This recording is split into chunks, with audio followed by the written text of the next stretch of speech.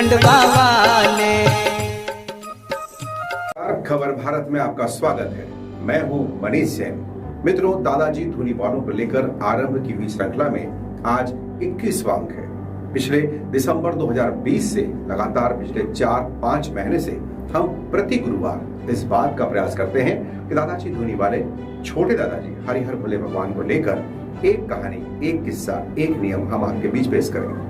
इसी श्रृंखला में आज के 21वें अंक में हम विचार करेंगे, हम बात करेंगे, हम आपसे चर्चा करेंगे इस बात पर कि दादाजी महाराज की सेवा का विधान क्या है। जी हाँ, दादाजी धूनी वालों के दरबार में सेवा का एक निश्चित विधान है, एक निश्चित समयावधि के अनुसार काम होता है। सुबह 4 बजे स्नान होता है, आरती के समय निर्धारित। इसी विषय पर आज हम विस्तार से चर्चा करेंगे। श्री हरिहरानंद जी महाराज उर्फ छोटे दादाजी अखंड ध्वनि के प्रणेता शिव स्वरूपा श्री केशवानंद जी महाराज के परम शिष्य थे।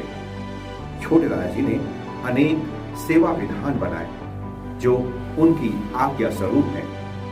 आज्ञा भी मर्यादित ढंग से इसका निर्वहन सारे भक्त और दादाजी दरबार के संचालक करते हैं। कड़ाके की ठंड हो या बारिश के दिन प्रतिदिन प्रातः 4 बजे, जी हाँ, सुबह 4 बजे समाधि सेवा होती है। ब्रह्म व्रत में नर्मदा जल, गंगा जल और स्नान के निमित्त आश्रम में ही सुरक्षित कूप से जल लाकर दोनों समाधि देवता का स्नान कराया जाता है।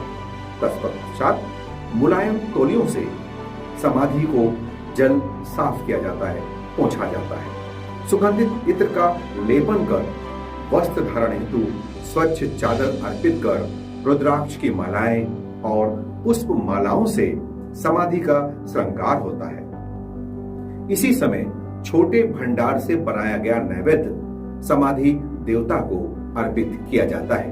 तत्पश्चात पूजन और फिर आरती होती है। इसी तरह इस श्रृंखला में सुबह 8 बजे प्रातःकालीन विस्तृत पूजन दिव्य मंत्रों के साथ होता है और उसके बाद प्रातःकालीन बड़ी आरती होती है। दादाजी धूनी वालों के बाद अखंड धूनी का पूजन और आरती, इसके बाद छोटे दादाजी की संक्षिप्त आरती होती है और उसके बाद बड़े दादाजी के यहाँ दादा नाम लिया जाता है। प्रातःकालीन पूजा के पश्चात समाधि सेवा होती है। साय 5 बजे पुनः दोनों समाधियों पर स्नान गंगा जल, नर्मदा जल और कूप जल से होता है। समाधि के पश्चात श्रृंगार और सायंकालीन संक्षिप्त आरती की जाती है। इस समय स्नान के पहले कभी कभी मालिश और अभिषेक भी किया जाता है। साय 5 बजे की आरती के पश्चात कई बार श्री सत्यनारायण जी की कथा भी की जाती है। रात्रि में प्रतिदिन 8 बजे विस्तृत पूजन दिव्य मंत्रों के साथ किया जाता है और इसके बाद बड़ी आरती होती है। आरती के उपरांत नवदाष्टक, रुद्राष्टक का गायन भी किया जाता है। बड़े दादाजी की आरती के बाद क्रमानुसार अखंड धुनी और अंत में छोटे दादाजी का पूजन आरती कर समाधि पर नैवेद्य अर्पित किया जाता है। रात्रि में 9:45 यानी कि लगभग 9:45 बजे दोनों समाधियों पर सेवा होती है।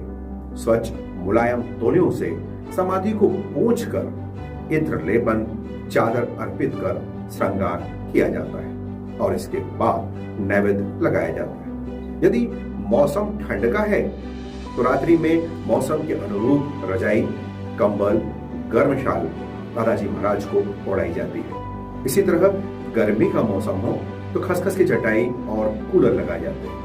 हाथ से पंखा करने की प्राचीन समय के आकर्षक पंखों की परंपरा आज भी यहाँ है और उसे हाथ से झुलाया जाता है। यह श्री दादाजी दरबार की विशेषता है कि सेवा विधानों का पूरी निष्ठा के साथ, पूरी मर्यादा के साथ भक्त पालन करते हैं। केवल सेवा समय के दौरान ही दर्शन निषेध होते हैं। उसमें भी प्रवेश भले ही संभव न हो, किंतु खिड़कियों से स्नान, अभिषेक, श्रृंगार आदि देखने का पुण्य लाभ प्रत्येक व्यक्ति हर खासवा ले सकता है। इसी तरह सेवा में कोई भी जन सामान्य शामिल हो सकता है।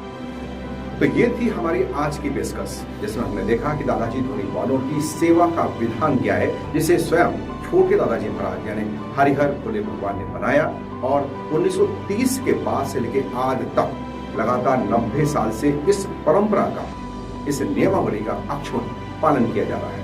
अगले अंक में हम एक नए विचार के साथ, एक नए नियम कायदे के साथ, एक नई कहानी, नए किस्से के साथ आपसे फिर मुलाकात करें। तब तक के लिए हमें इजाजत दीजिए। नमस्कार।